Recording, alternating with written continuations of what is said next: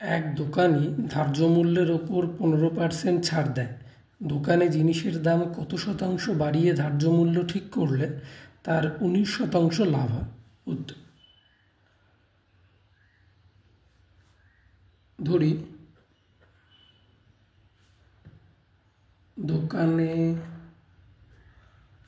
কোনো জিনিসের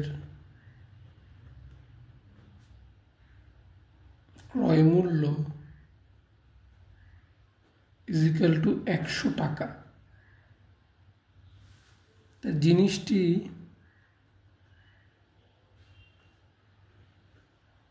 বিক্রি করে আলটিমেটলি লাভ হয় 19%।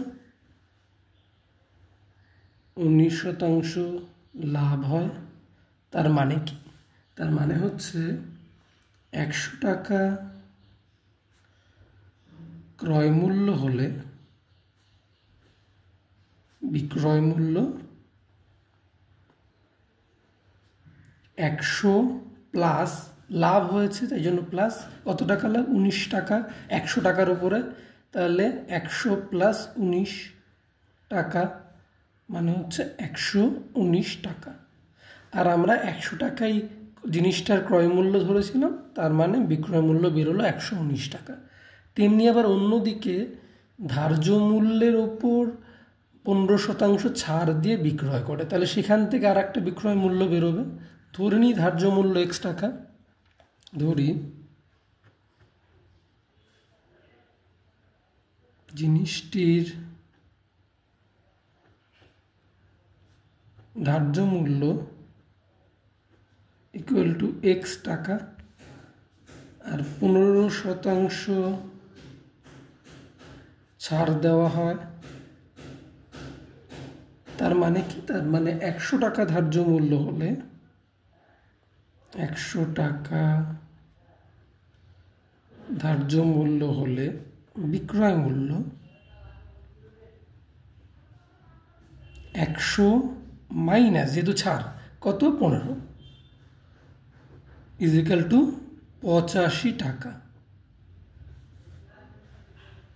আর আমাকে এখানে জিনিসটার ধার্য মূল্য ধরা আছে x টাকা, তাহলে 1 টাকা ধার্য মূল্য হলে বিক্রয় মূল্য 85/100 টাকা। আর x টাকা আমি জানি ধার্য মূল্য ধরেছি, তাহলে x টাকা ধার্য মূল্য হলে বিক্রয় মূল্য 85 × x/100 টাকা।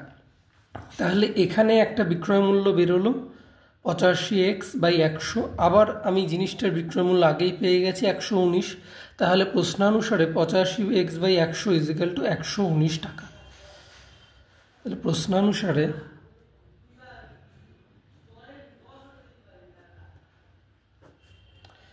85 × x/100 = 119। 5 দিয়ে কাটলে 5 × 17 = 85, 5 × 20 = 100, 17 দিয়ে কাটলে 7 × 7 = 49, 9 4 7 × 7 = 11 কেটে গেল। তাহলে x = 7 × 20 = 140। তাহলে x আমরা কি ধরেছিলাম? ধার্য মূল্য ধরেছিলাম x, তাহলে ধার্য মূল্য বেরিয়ে গেল 140। কিন্তু এখানেই শেষ হলো না, আমাকে প্রশ্নে কি জানতে চেয়েছে? প্রশ্নে আমাকে জানতে চেয়েছে জিনিসটার দাম কত শতাংশ বাড়িয়ে ধার্য মূল্য ঠিক করলে তার 19% লাভ হয়। তাহলে ধার্য মূল্য পেয়ে গেলাম, তাহলে কতটা বাড়াতে হবে সেটা আমরা দেখে নেব। সেটা কি করব? ক্রয় মূল্য থেকে ধার্য মূল্যকে মাইনাস করব। তাহলে সুতরাং জিনিসটির দাম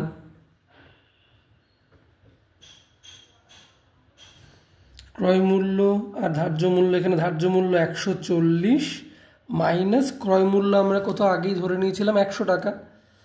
তাহলে 140 মাইনাস 100 টাকা বা 40 টাকা বাড়িয়ে